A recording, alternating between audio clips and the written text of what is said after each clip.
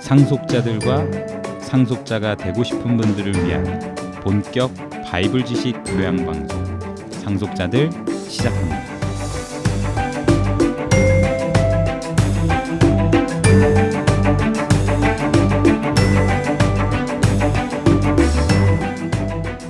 안녕하세요. 상속자들의 시호입니다.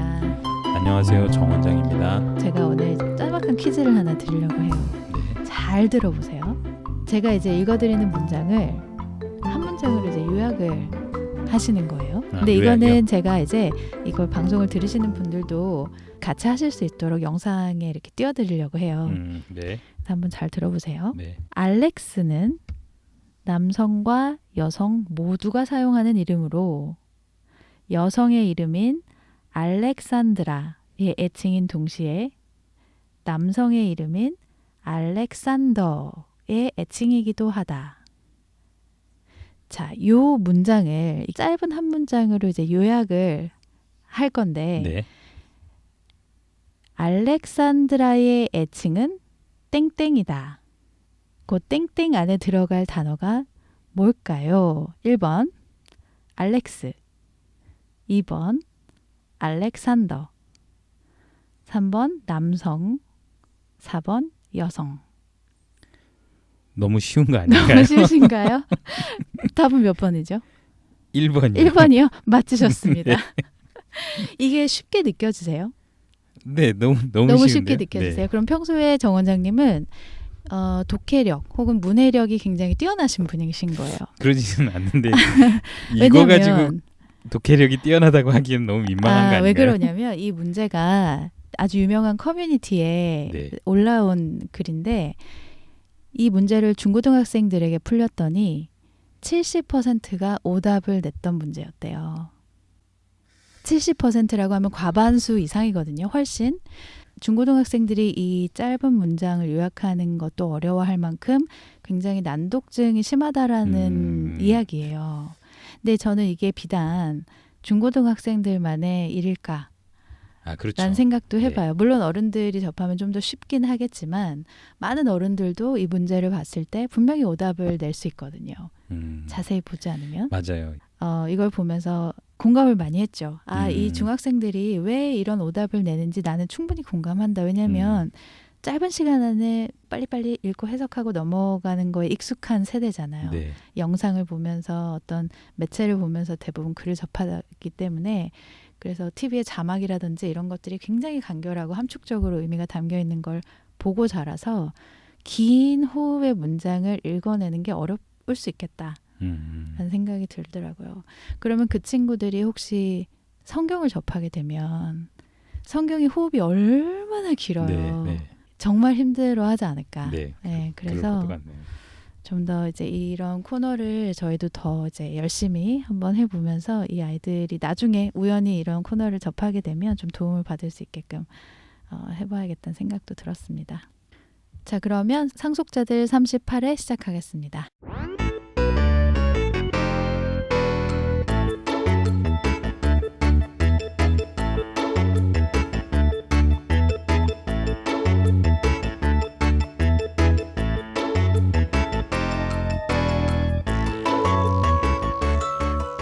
오늘은 이제 성경의 재발견을 하는 코너죠. 네. 저희가 이제 구절을 하나씩 정확하게 읽어보면서 독해 능력도 키워보고 또 이제 다른 역본들 함께 비교해서 보면서 기존에 알았던 것과 또 다른 의미들을 살펴나가는 그런 코너인데요. 오늘 시작은 누가 먼저 해보면 좋을까요? 제가 조금 긴 거를 길게 설명이 될 것 같아가지고요. 네. 먼저 하시겠습니까?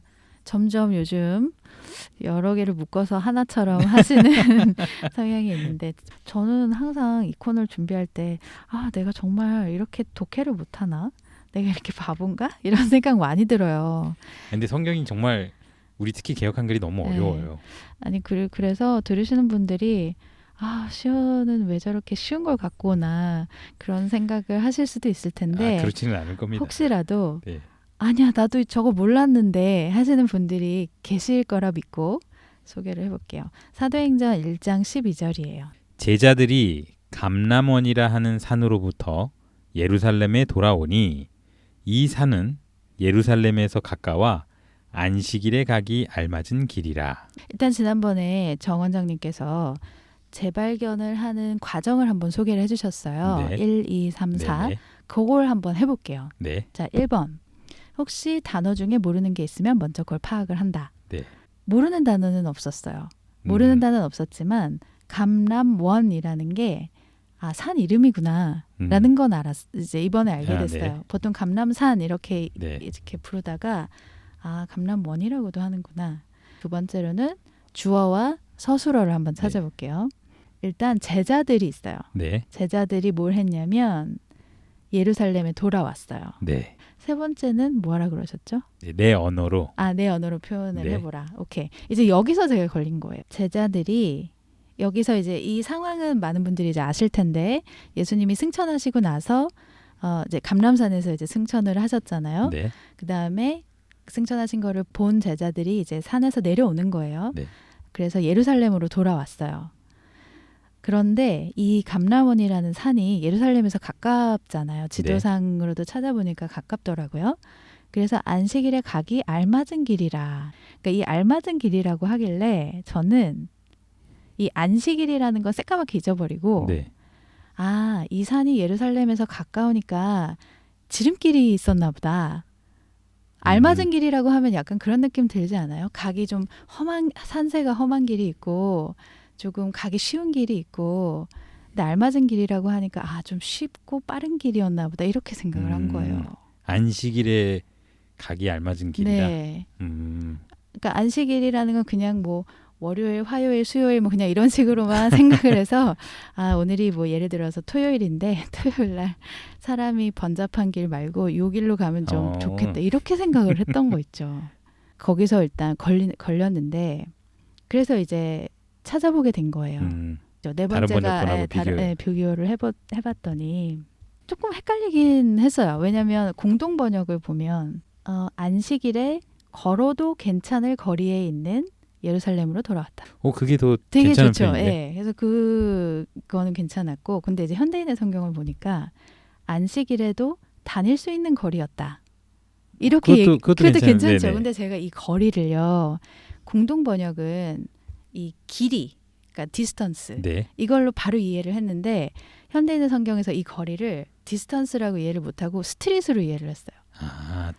다닐 수 있는 도로였다. 그래가지고.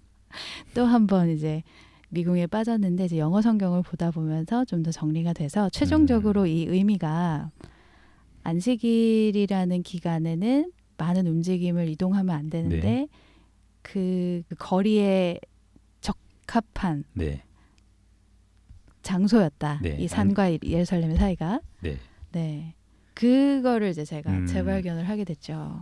그래서 사실 좀 궁금했어요. 도대체 안식일 날 얼마나 움직이면 안 되길래 그런 것까지 고민을 하면서 다녔어야 했나, 이 제자들이. 혹시 아세요? 안식일 날 대략 한 얼마 정도 움직일 수 있다? 들었는데 잊어버렸어요. 기억이 안 나요. 제가 좀 찾아봤는데 율법에는 거주지 이동을 금하는 조항이 있다고 해요. 네. 찾아보니까 이제 출애굽기 16장 29절에 있더라고요. 거기 보면 너희는 각기 처소에 있고 제7일에는 아무도 그 처소에서 나오지 말아라. 네. 이렇게 돼 있어요. 그러면 집 밖으로 나가지 않으면 되는구나 라고 이제 생각을 하잖아요. 근데 당시 이제 유대인들이나 이 장로들이 이 조항을 합리적으로 지키기 위해서 룰을 정했다고 해요. 자기들이 마음대로 바꾼 그렇게 건가요? 룰을 정했대요. 그러니까 표현이 이게 이제 제가 조사를 이제 구글링을 해보면서 나온 얘기인데 이 조항을 합리적으로 이제 지키기 위해서 룰을 만들었는데 그 힌트를 어디서 얻었냐면 여호수아 3장 4절에서 얻었대요.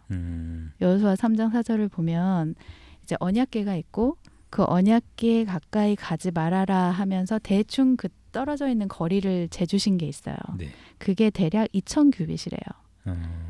그럼 2,000규빗을 이제 몇 환산을 미터? 해보니까 900m. 900m. 약간 1km가 좀 안 되는 거리죠. 그러니까 꽤 그러면 사실 움직일 수 있는 거리 아니에요? 900m면 그렇죠. 편의점도 갈 수 있고. 그렇죠. 이제 화장실도 가야 되고 실은 집 안에 있다라고 하더라도 네네. 그러니까 집 안에만 있으면 사실 움직여도 상관이 없는데 네. 집 밖에 이제 나갔을 때 그 900m의 제한을 정도까지는, 뒀다는 거예요. 네. 그런데 이 찾아보다 보니까 약간 TMI로 걸린 게 하나 있어요. 그러니까 TMI라고 해서 투머치 인포메이션을 제가 하나 찾아왔는데 네. 이스라엘 장로들이 이 규정을 가지고 꼼수를 부린 거예요.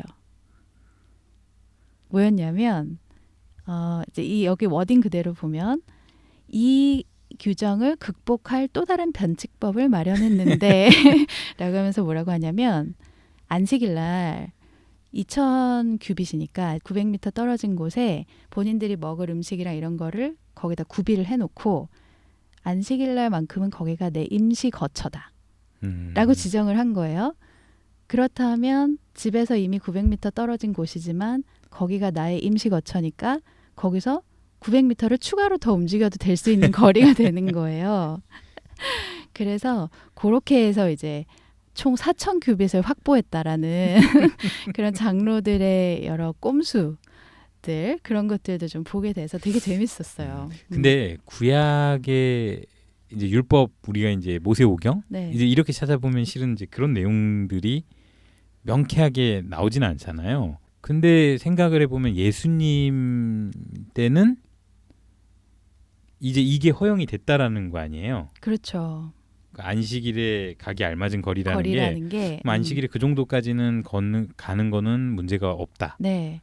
감람산에서 예루살렘의 거리가 네. 충분히 2,000 규빗 안에 들어갔을 거라는 거죠. 그러니까 이제 예수님도 있었을 때 그게 네. 통용이 됐다라는 거네요. 이제 그런 규례였나 봐요. 그 조항이. 그러니까 당시 정말 다들 그날 집에서 안 나오고 있었으면 어떻게 감람산까지 마중을 나갔으면 그러기도 어려웠을 텐데 그때 시대에 맞는 이런 변칙법들을 합리적으로 이제 마련했던 유대인들의 생활상이 좀 엿보였어요. 재밌습니다. 네. 자, 그러면 준비하신 두 번째 구절을 한번 네. 이어가 주세요. 저는 아주 많이 들어보신 구절인데요. 히브리서 9장 22절입니다. 율법을 조차 거의 모든 물건이 피로써 정결케 되나니 피 흘림이 없은즉 사함이 없느니라. 제가 어느 교단에 속해 있었을 때요. 이제 소명 글을 요구를 받았었어요. 그래서 그때 이제 정리한 적이 있는 내용이거든요, 실은. 근데 이거를 한번 방송에서도 이렇게 다시 한번 정리해서 소개를 해보면 좋지 않을까라고 해서 가지고 온 건데요. 그래서 이 히브리서 9장 22절에 많이 들어본 구절인데 피 흘림이 없은즉 사함이 없느니라. 이제 당시에 이제 이야기했던 게 이 피 흘림이라는 게 네. 무슨 의미냐 가지고 이야기가 나왔었거든요. 그러니까 피 흘림이라는 게 피가 흘러내림이냐 아니면 죽음이냐. 당연히 이제 피 흘림 하면은 우리가 이제 평소에 영화나 네. 아니면 어떤 이미지들 네. 이런 것들을 통해서 보면 예수님 가시면류관 쓰고 막 피가 이렇게 흘러내리는 모습이라든지 아니면은 뭐 채찍 맞고 피 흘리는 거나 온몸에 이렇게 피가 흘러내려서 뭐 입고 계시던 옷이 이제 젖어 있고 피로 젖어 있고 뭐 이런 이미지들을 많이 봤잖아요. 네. 그래서 당연히 피 흘림이라는 거는 이제 피가 흘러내림으로 이해를 하고 있었어요. 피 흐름. 네, 피가 네. 흐름. 비슷한 의미 같은데. 그렇게로 이해를 하고 있었는데 이제 성경을 찾아보고 그 다음에 보니까 이게 그게 아니더라고요. 그래서 피 흘림이 피가 흘러내린다가 아니라 죽음이다. 이런 이야기를 했고 어떻게 해서 그렇게 설명이 되는지를 오늘 좀 소개를 네. 해주면 좋지 않을까 네. 싶어서 가지고 왔습니다. 네. 먼저 이제 성경에요. 피, 영어로 blood하고 그 다음에 흐르다라는 shed, 네. SHED인데 이 두 단어가 동시에 들어간 구절을 검색을 해보면 이제 60개가 채 안 되는 것 같아요. 58개 정도 됐었던 것 같아요. 네. 그래서 이제 거기에 나오는 구절들을 쭉 읽어보면서 이게 피가 흘러내린다의 의미인지 아니면 죽음을 말하는 건지 음. 이제 이런 거를 하나씩을 다 한번 살펴봤거든요. 그랬더니 결론부터 말씀을 드리면 거의 다가 그냥 죽음이에요.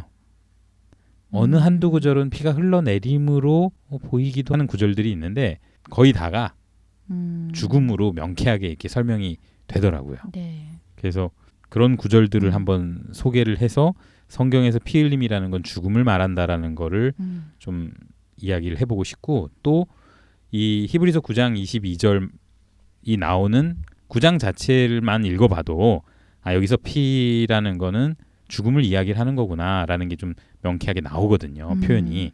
그래서 오늘 한번 그 두 가지를 소개를 좀 해보드리겠습니다. 네네. 그러면 피 흘림이라는 말이 죽음을 의미한다라고 이제 말씀을 해주셨는데 그렇다면 사실 이거는 직역이라기보다는 이제 비유적 의미에 네네. 가깝잖아요. 네. 그러면 피 흘림이라는 것이 어떻게 해서 죽음을 의미하게 됐는지 네. 그 맥락상의 설명도 같이 곁들여 주실 거죠? 이건 이제 구절에 아예 이런 표현이 있으니까. 있어가지고요. 그거를 네. 소개해드리면 될 것 같고요. 우리가 네. 영화 같은 데 보면 어디서 떨어졌어요. 네. 근데 사람이 누워있고 피가 흐르는 거를 쫙 보여주잖아요. 그 장면 자체가 상징하는 게 이 사람이 죽었다라는 거를 네. 이야기하는 거잖아요. 그런 것처럼 오히려 저는 그 시각적 이미지가 더 많은 오류를 낳는다 생각해요. 그러니까 정말 말 그대로 아 피를 흘렸구나 라고 인식하기도 하거든요. 아 죽었구나 라고는 이제 약간 부차적으로 인식이 되기도 하고 성경에 아예 그냥 명확하게 네. 피가 흘러내린다가 왜 죽음인지 아예 설명하는 네. 구절이 있거든요. 이게 창세기 9장 6절인데요. 무릇 사람의 피를 흘리면 사람이 그 피를 흘릴 것이니 이는 하나님이 자기 형상대로 사람을 지었음이니라. 이 9장 6절만 보면은 잘 이해가 안 가죠. 네. 4절 5절도 한번 같이 읽어봐 주시겠어요? 그러나 고기를 그 생명되는 피째 먹지 말 것이니라. 네. 내가 반드시 너의 피 곧 너의 생명의 피를 찾으리니 짐승이면 그 짐승에게서 사람이나 사람의 형제면 그에게서 그의 생명을 찾으리라. 네. 음. 그리고 6절을 읽어보면 사람의 피를 흘리면 사람이 그 피를 흘릴 것이니 네. 이 표현이 그럼 여기서 보면은 이 피가 생명이라는 거예요. 4절에 보니까 생명되는 네. 피. 네. 그래서 너희 피 곧 너희 생명의 피를 찾겠다. 죽이면 누군가의 피를 흘리게 하면 즉 생명이 흘리게 하면 그 사람도 그렇게 하겠다. 네. 그래서 이 표현은 피가 흐르다가 아니라 여기서만 보더라도 이제 명쾌하게 이렇게 나오죠. 그러면 6절은 그 사람을 이렇게 뭐 찌르거나 피가 나게 하면 너도 그렇게 비슷하게 벌을 받아라 이게 아니라 그렇죠. 네. 네가 누구를 죽이게 되면 너도 죽게 될 거다. 어떤 사람이 그 사람을 죽이면 그 사람도 죽여라. 죽인 사람도 죽음으로 눈에는 눈, 네. 이에는 이네요. 네, 그렇죠. 그리고 출애굽기 22장인데요. 2절하고 3절을 한 번 더 같이 읽어보겠습니다. 도적이 뚫고 들어옴을 보고 그를 쳐 죽이면 피 흘린 죄가 없으나 해에 돋은 후이면 피 흘린 죄가 있으리라. 도적이 집에 들어와요.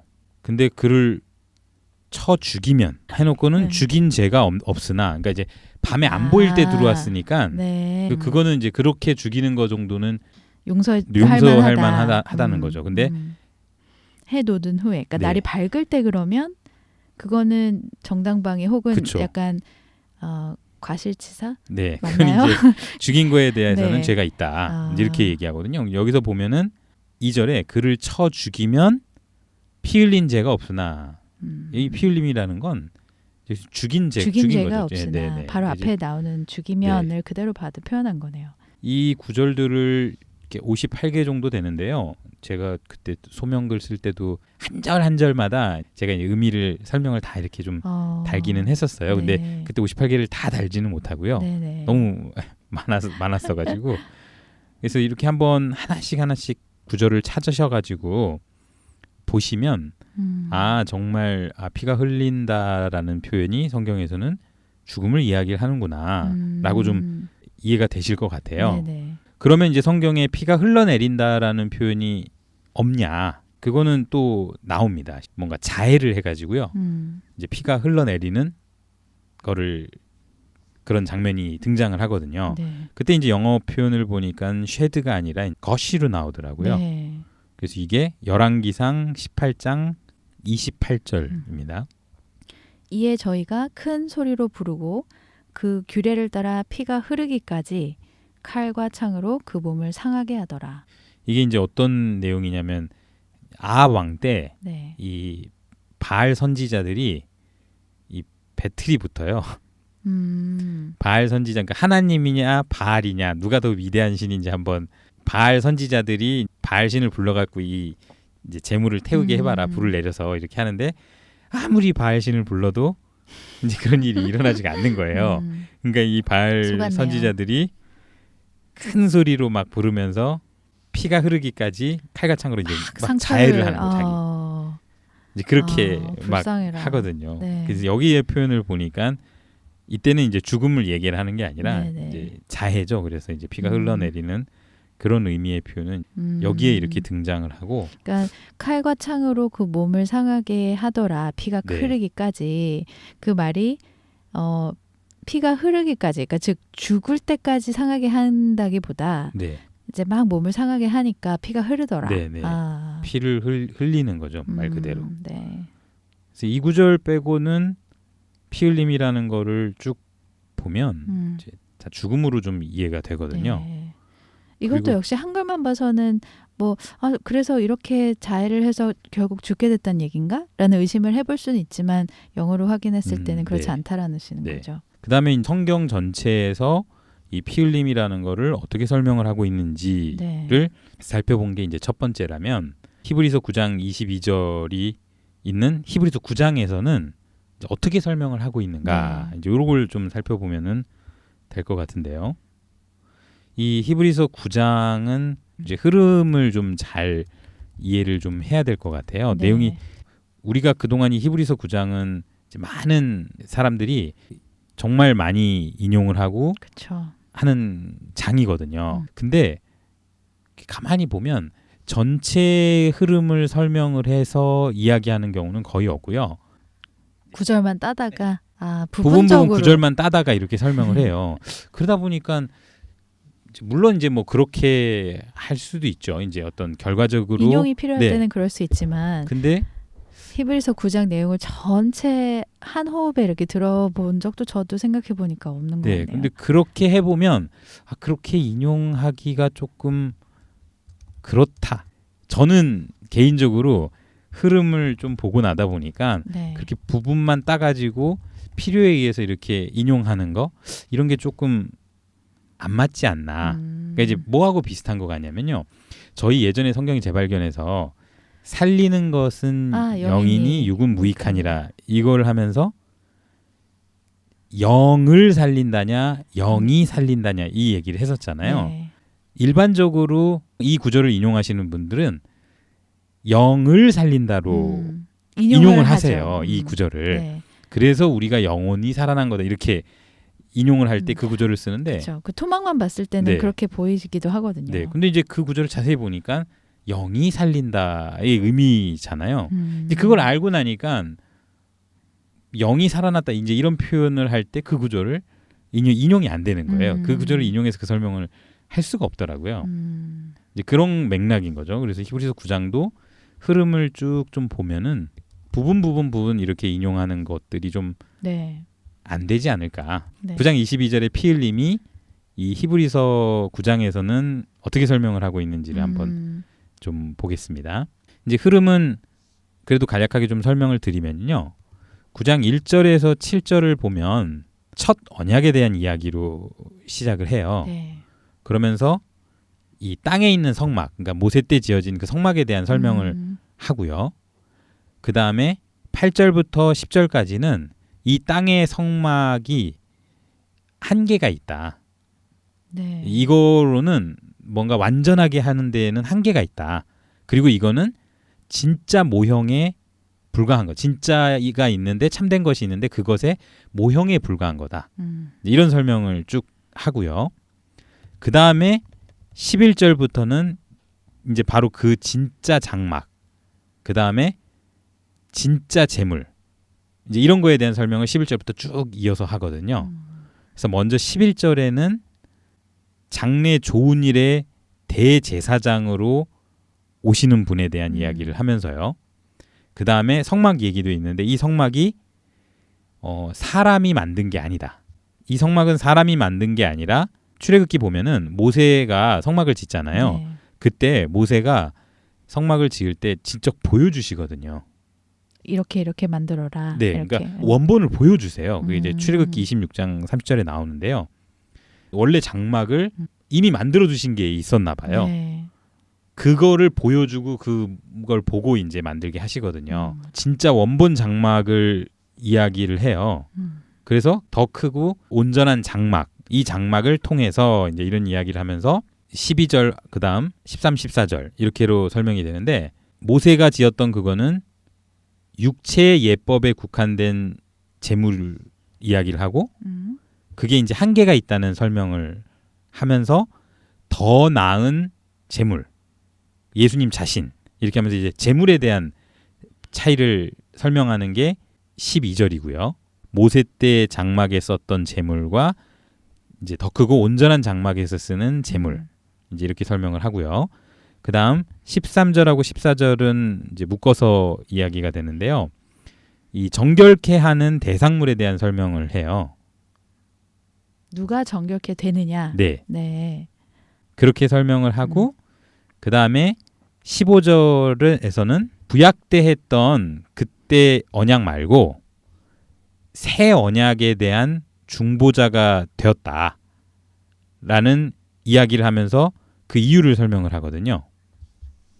15절에 이제 명확하게 이 피가 죽음임을 15절 한번 읽어주시겠어요? 네.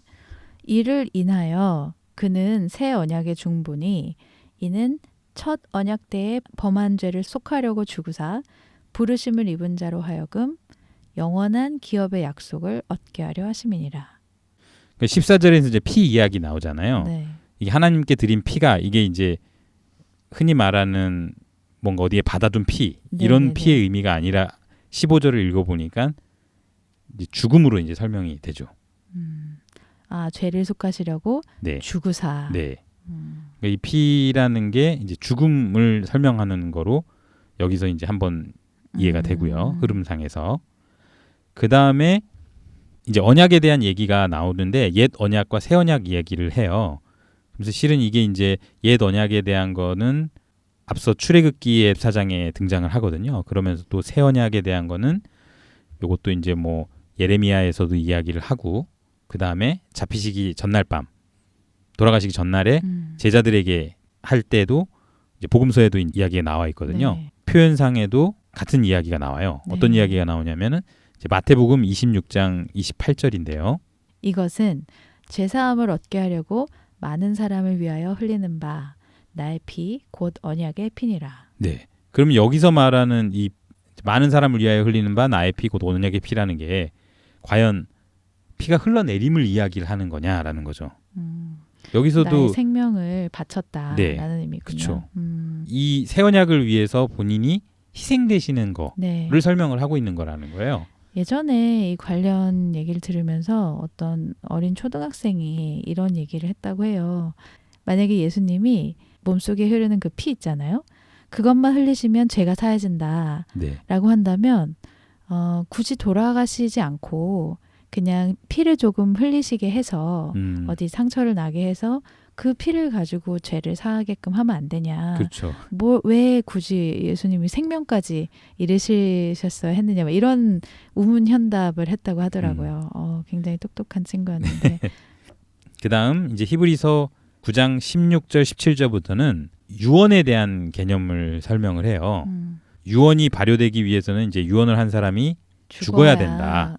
이것도 이제 뭐 피 흘린다가 아니라 이제 죽음을 얘기를 하거든요. 네. 그래서 16절부터 그럼 18절까지 한번 읽어봐 네. 주시겠어요? 유언은 유언한 자가 죽어야 되나니 유언은 그 사람이 죽은 후에야 견고한즉 유언한 자가 살았을 때에는 언제든지 효력이 없느니라. 네, 일단 살아 있으면 안 된다라는 거죠. 반드시 죽어야 된다라는 얘기를 하죠. 이건 뭐 피 흘린다 이런 개념이 아니고요. 그렇죠. 이러므로 첫 언약도 피 없이 세운 것이 아니니. 이렇게 보면 여기서 말하는 피라는 게 당연히 죽음이 이제 없이. 죽음이어야 되는 거죠. 그래서 이제 이런 그러니까 히브리서 히브리서 9장은 아까 이제 맥락을 쭉 간단하게 설명을 해주셨는데 옛 언약과 새 언약에는 반드시 죽음을 전제로 해야 하고 옛날에는 염소나 송아지나 그런 동물들의 죽음으로 했지만 새 언약은 예수님의 죽음으로 그렇죠. 그 제사를 드렸어야 했다라는 맥락으로 보면 이게 단순히 죽음 없이 그냥 피만 흘려서 해결될 문제는 아니라는 거네요.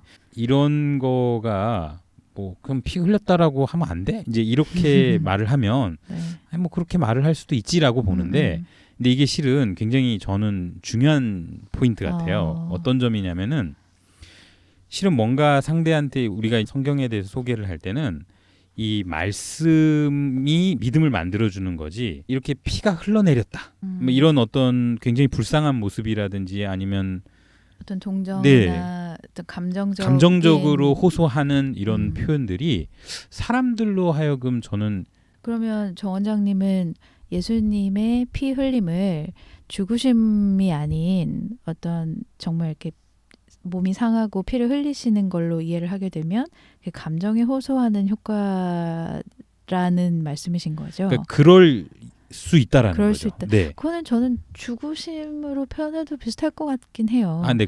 물론 그렇지만 이제 성경에서 이제 우리가 신비한 바울 편지를 하면서 사도행전이나 이렇게 쭉 사도들이 전한 복음에서도 예수님이 피가 막 흘렀다 이제 이런 그러지는 않았죠. 그런 부분보단 죽으시고 부활하심으로 설명을 하잖아요. 그러니까 이제 성경에서는 그 일어난 사실, 성경에서 계속 죽으실 거다, 부활하실 거다. 그러니까 이게 본질인 거지.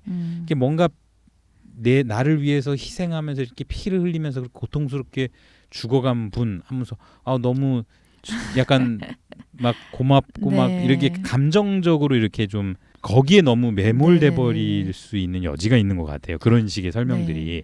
그런 부작용에 더불어서 이거를 단순히 어떤 예수님의 죽음이 아닌 예수님이 직접적으로 이제 몸에 흘리신 피라고 해석을 하게 될 경우에 그거는 감정적인 걸 넘어서 아예 논리적인 오류가 생겨버려서 그게 오히려 저는 아까 이제 굉장히 위험할 수 있다라고 얘기를 하셨는데 그런 부분에서 전 더 공감을 했거든요.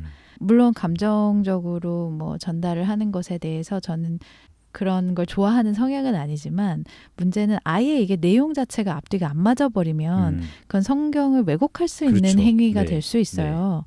뭐 물론 몰랐을 때는 그럴 수 있어요. 근데 알고도 그렇게 한다면 그거는 오히려 말씀을 거스르는 일이 아닐까요? 그렇죠.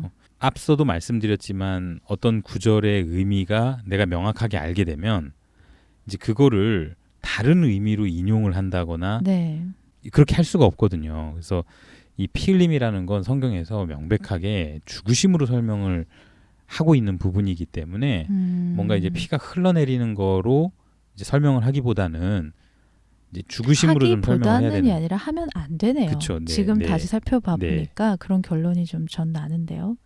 어떤 분들은 그게 그거지 뭐 이렇게도 말씀을 하실 수 있는데 이제 우리가 기본적으로 성경에서 이야기하는 거를 정확하게 알아가려는 게 좀 필요할 것 같아요. 그건 굉장히 또 중요하다라고 보고요. 그래서 이런 부분들은 우리가 만약에 내가 평소에 다르게 설명하고 있었다. 이 피 흘림을 피가 흘러내림으로 설명을 하고 있었다라면 한번 쭉 살펴보시고 이건 죽으심을 이야기하는 거구나라고 좀 이해가 되신다면 앞으로는 설명을 하실 때 이 피가 흘러내림이 아닌 죽으심으로 좀 정확하게 소개도 하시고 하면 좋을 것 같습니다. 아주 이야기를 하다 보니까 굉장히 시간이 길어졌어요. 그래서 제가 이제 하나 더 준비를 하긴 했는데 저도 이제 요거를 설명을 하려면 꽤 시간이 필요할 것 같은데 요거를 아무래도 보류를 하고 다음에 소개를 해드리는 게 좋을 것 같네요. 그렇게 오늘은 상속자들 38회를 진행을 해봤고요. 다음 시간에 또 찾아오겠습니다. 청취해주신 여러분 감사합니다.